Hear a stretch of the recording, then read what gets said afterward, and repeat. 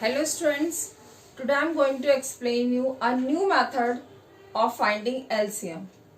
This method is not given in your book, but आप इसको करेंगे और आपको ये इजी लगेगा क्योंकि आप लोग शॉर्टकट डिवाइड कर चुके हैं.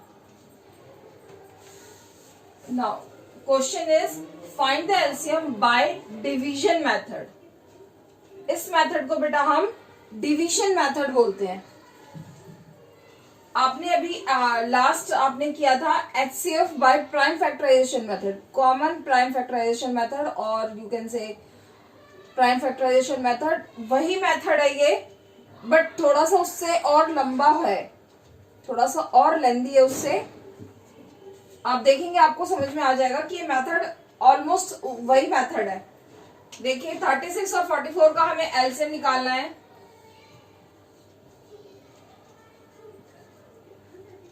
Both numbers are divisible by 2. ये दोनों नंबर 2 से डिविजिबल है. तो देखिए इसके 0 2 4 यहाँ है, 0 2 4 6 यहाँ पे है, तो बोथ आर डिविजिबल बाय 2. तो हम इसकी 2 से शॉर्टकट डिवाइड की तरह ही करेंगे. देखिए 2 की टेबल में 3 से कम क्या आता है? 2 1 जा 2 आता है 3 से कम. 2 1 जा 2, 3 में से 2 माइनस किया 1 बचा. 1 इस 6 के सामने लग जाएगा. This 6 will become 16. देन 2 8 जा 16. ये तो इजी है. 2 2 जा 4, 2 2 जा 4, 22 आ गया. अगेन ये बोथ आर डिविजिबल बाय 2. फिर से हम 2 से करेंगे. 2 9 जा 18, 2 11 जा 22. इतना प्रोसीजर हमने एचसीएफ फाइंड करने के लिए किया था. हम जब एचसीएफ फाइंड कर रहे थे तो हमने यहीं तक किया था.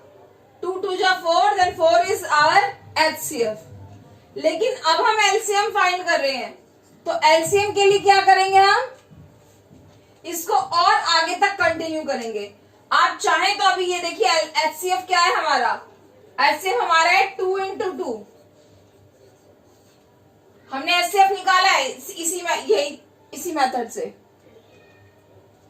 अब ये दोनों नंबर सेम नंबर की टेबल में नहीं आ रहे. 11 11 से ही डिविजिबल है और 9 आपका 3 से डिविजिबल है. दोनों सेम नंबर से डिविजिबल नहीं है, तो हम यही स्टॉप कर रहे थे लास्ट एचसीएफ के क्वेश्चन में, और हम इन दोनों को मल्टीप्लाई करके एचसीएफ लिख रहे थे 4.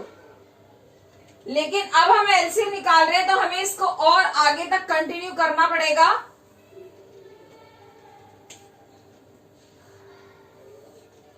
दिस इज डिविजिबल बाय 3, 3 3 जा 9. 11 को हम सेम उतार लेंगे क्योंकि दोनों सेम नंबर से तो हो नहीं रहे. अब अगेन ये 3 से हो रहा है. 3 1 जा 3, 11. देन ये 11 से हो रहा है. ठीक है. 3 3 जा 9, फिर 3 आ गया और 11 को हमने सेम कॉपी कर लिया क्योंकि 11 3 से डिविजिबल नहीं है. अब फिर ये 3 से हो रहा है. 3 1 जा 3, 1 आ गया. 11 को सेम उतार लेंगे. अब हम 11 को करेंगे, 1 सेम आ जाएगा. 11 1 जा 11 हो जाएगा. नीचे आपके 1 आना चाहिए. जितने नंबर है वो नंबर आपके 1 तक हम उनको करते रहेंगे डिवाइड. ठीक है. अब हम इन सारे नंबर्स को मल्टीप्लाई करेंगे, हमारा एलसीएम आ जाएगा. 2 इंटू 2 इंटू 3 इंटू 11. ठीक है. क्या होगा ये? कैसे करेंगे? देखिए काफी लंबा मल्टीप्लाई, ध्यान से देखेंगे. 2 2 जा 4, 4 3 जा 12, 12 3 जा 36. यहां तक हमने मल्टीप्लाई कर लिया. We write 36 multiply by 11. अब हम 11 से 36 को मल्टीप्लाई कर देंगे, हमारा आंसर आ जाएगा. ठीक है. 11 6 जा 66, जगह छोड़ के हम करेंगे, 6 आ गया. 11 3 जा 33, 33 में हमने 6 प्लस किया 39. Our answer is 396. ठीक है. एक और एग्जांपल देखते हैं. अब आप स्टार्ट कीजिए नेक्स्ट क्वेश्चन मेरे साथ साथ करने के लिए. Write down the next part और स्टार्ट कीजिए मेरे साथ साथ करना।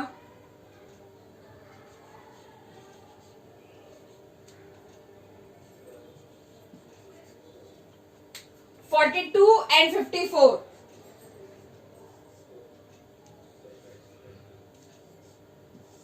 Both are again divisible by 2, दोनों 2 से डिविजिबल है। यहाँ पे 2 है, यहाँ पे 0 2 4 4 है, तो 2 से करेंगे हम। ये तो इजी है करना। 2 2 जा 4, 2 1 जा 2, ठीक है। 54 का आप कीजिए, कैसे होगा 54 2 से? 2 के टेबल में हम 5 को देखेंगे। 2 2 जा 4 आ रहा है, 5 से कम। 2 2 जा 4, 5 में से 4 माइनस किया, 1 बचा। 1 इस 4 के सामने चला गया, दिस 4 विल बिकम 14। 2 7 जा 14, ठीक है। 2 2 जा 4, 5 में से 4 माइनस करेंगे बेटा, 1 बचा। 1 इस 4 के ऐसे कर रहे थे हम, डिवाइड कर रहे थे तो ऊपर लगा रहे थे 1, और 4 बन गया आपका 14। 2 7 जा 14, हम ऐसे ऊपर लिख रहे थे जब हम शॉर्टकट डिवाइड कर रहे थे डिवीजन चैप्टर में। अब ये दोनों किससे डिविजिबल है? 3 से। 3 7 जा 21, 3 9 जा 27। अब अगर हमें एचसीएफ निकालना होता तो यही क्वेश्चन यही स्टॉप हो जाता। अगर हमें एचसीएफ निकालना होता तो ये क्वेश्चन यही स्टॉप हो जाता। क्यों? क्योंकि 7 और 9 सेम नंबर से डिविजिबल नहीं है। 9 is divisible by 3 and 7 is divisible by 7, ठीक है। एचसीएफ निकालना तो यही आ जाएगा हमारा 2 3 जा 6 एचसीएफ। लेकिन हमें क्या करना है? हमें एलसीएम निकालना है, तो हम इसको आगे तक कंटिन्यू करके लास्ट में हम 1 आएगा तब तक हम इसको डिवाइड करते रहेंगे, ठीक है। अब देखिए हम किससे करेंगे? अब 3 से। 7 को सेम कॉपी करेंगे, 3 3 जा 9। 7 को सेम कॉपी करेंगे, 3 1 जा 3। अब हम 7 से करेंगे, 7 1 जा 7 और 1, दोनों जगह 1 आ गया, ठीक है। अब हम क्या करेंगे? अब हम मल्टीप्लाई करेंगे। 2 multiply 3 multiply 3 multiply 3 and then 7।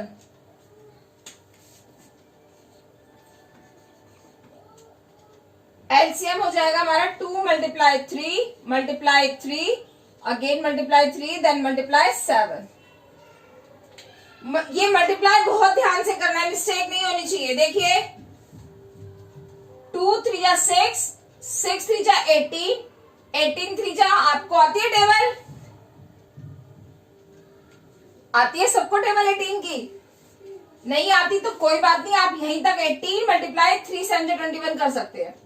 2 3 जा 6, 6 3 जा 18, यहां तक 18 लिख के 18 मल्टीप्लाई बाय आगे जो नंबर है उसको मल्टीप्लाई कर देंगे। अब कैसे?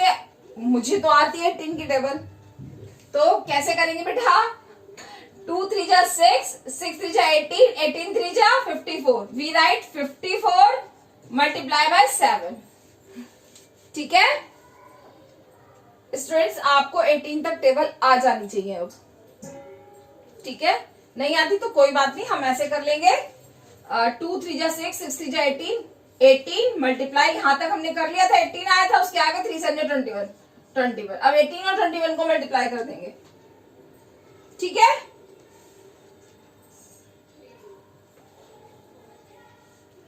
अब इसको हम मल्टीप्लाई कर देंगे।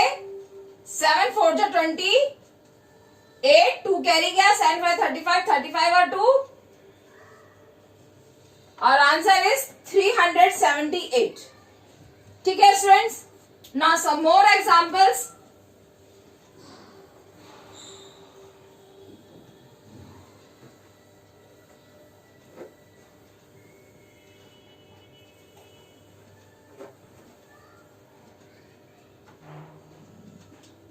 नेक्स्ट बेटा सी हमारा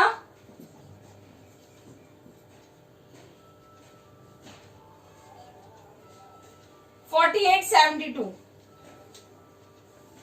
both are divisible by 2।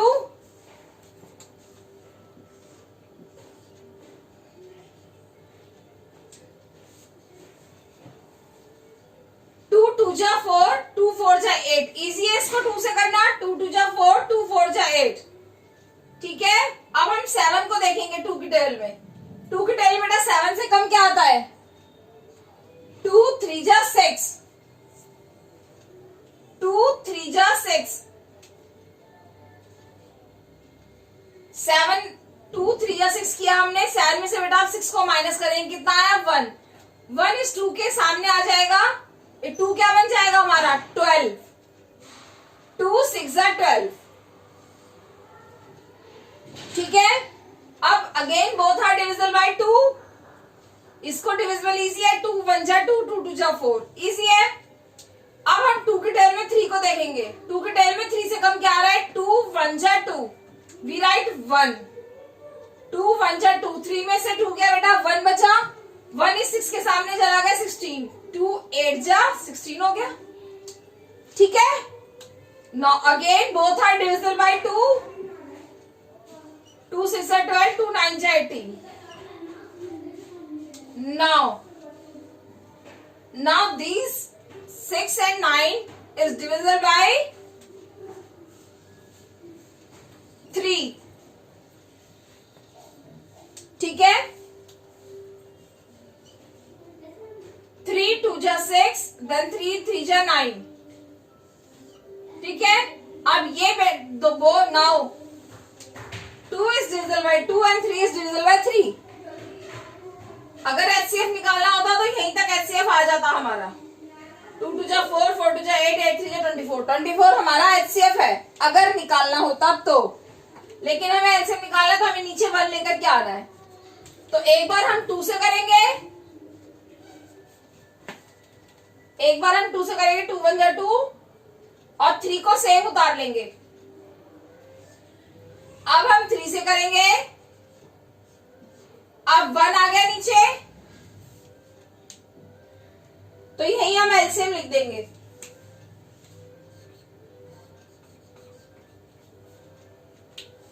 Three times 2 है,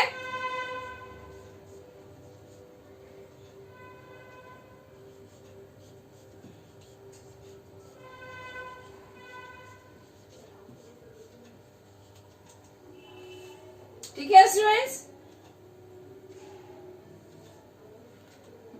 2 और हम इनको मल्टीप्लाई करेंगे। 2 2 जा 4, 4 2 जा 8। ध्यान से देखेंगे अगेन। 2 2 जा 4, 4 2 जा 8, 8 3 जा 24। यहां तक हमने मल्टीप्लाई किया तो आंसर आया हमारा 24। We write 24। इसके आगे 2 3 जा 6। ठीक है, अब हम 24 और 6 को मल्टीप्लाई कर देंगे। ठीक है, 6 4 जा 24, 6 2 जा 12 और 2 प्लस किया। Our answer is 144। ठीक है स्टूडेंट्स।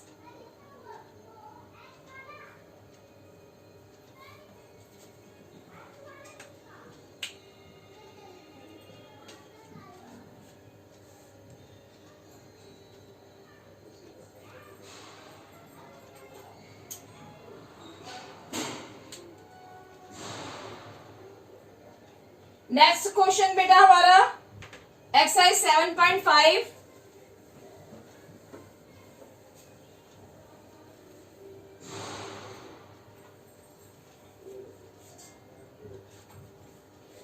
एक्सरसाइज 7.5 करते हैं आप।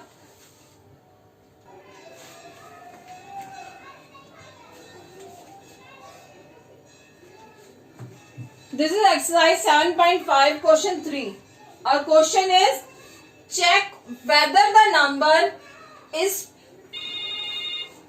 prime or composite by listing its factors.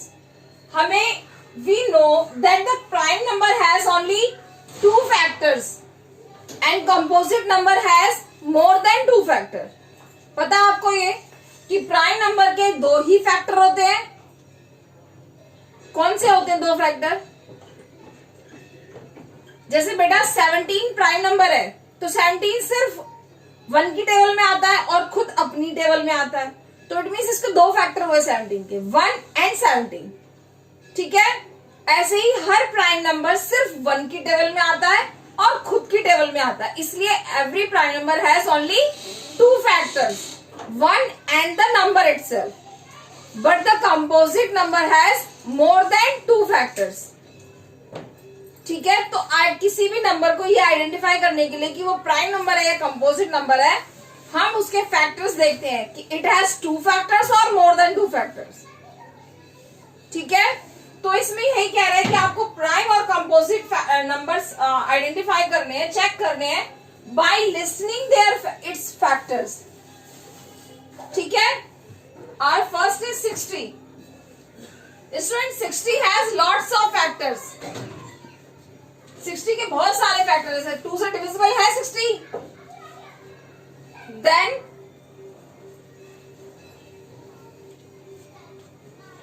2 multiply 2 3 जा 6, 0 का 0।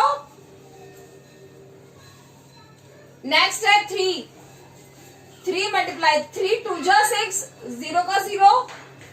ठीक है, again 60 is also divisible bye 4। 4 से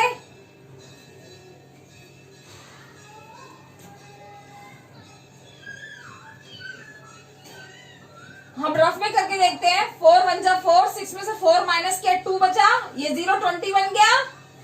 4 5 जा 20, 15 आ गया।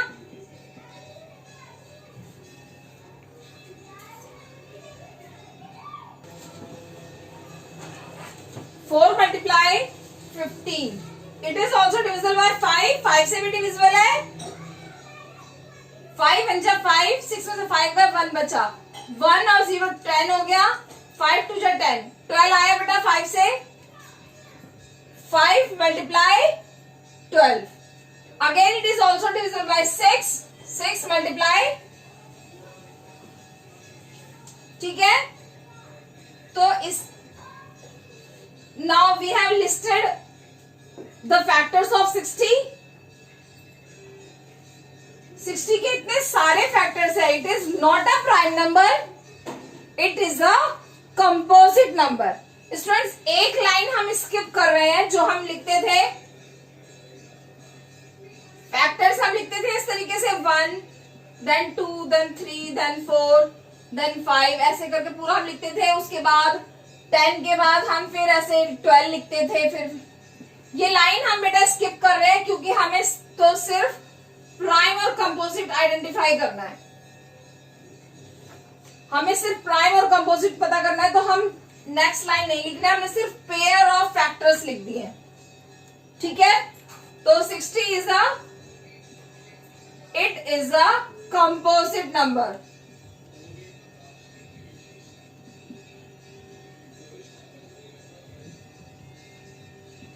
ठीक है students, now next is 45।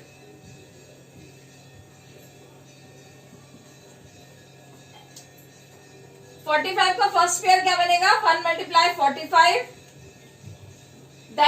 Second pair बनेगा 3 मल्टीप्लाई 15। 3 से डिविजिबल है 45 बेटा, 45 बेटा 2 से डिविजिबल नहीं है, 0 2 4 6 8 नहीं है, इट इज डिविजिबल बाय 3। कैसे देखते हैं 3 की डिविजिबिलिटी? 4 प्लस 5 कितना हो गया? 9। 9 3 की टेबल में आता है, तो 45 इज डिविजिबल बाय 3। कैसे करा हमने इसको? आप शॉर्टकट डिवाइड कर सकते हैं। 3 1 जा 3, 4 में से 3 माइनस किया, 3 1 जा 3, 4 में से 3 माइनस किया, 1 बचा, 1 इस 5 के सामने आ गया, 15 हो गया ये, 3 5 जा 15। तो हमने 3 से डिवाइड करें, कितना आया हमारा? 15। 3 के बाद बेटा 4 से डिविजिबल नहीं है, ये 5 से डिविजिबल है। 5 9 जा 45। तो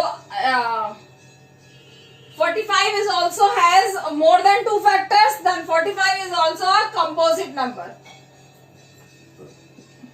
It is a composite number.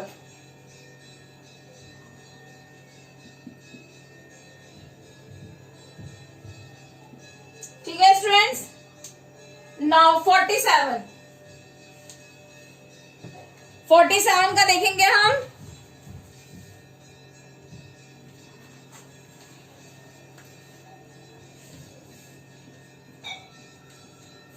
का बेटा एक ही पेयर बन रहा है,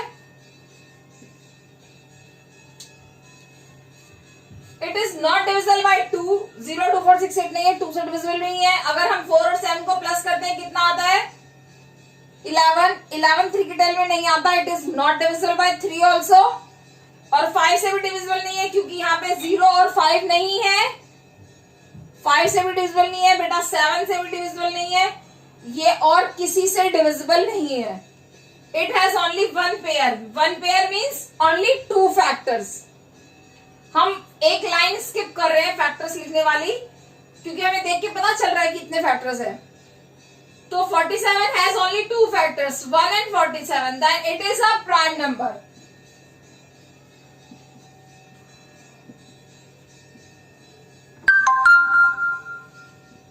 ठीक है स्टूडेंट्स, ये तो बेटा हमने इनके फैक्टर्स लिखे बिकॉज इन द क्वेश्चन लिखा हुआ था क्वेश्चन में बाय लिस्टिंग इट्स फैक्टर, क्योंकि क्वेश्चन में पहले से लिखा था कि आपको फैक्टर्स की लिस्ट बनानी है, तब आपको बताना है कि प्राइम है या कंपोजिट।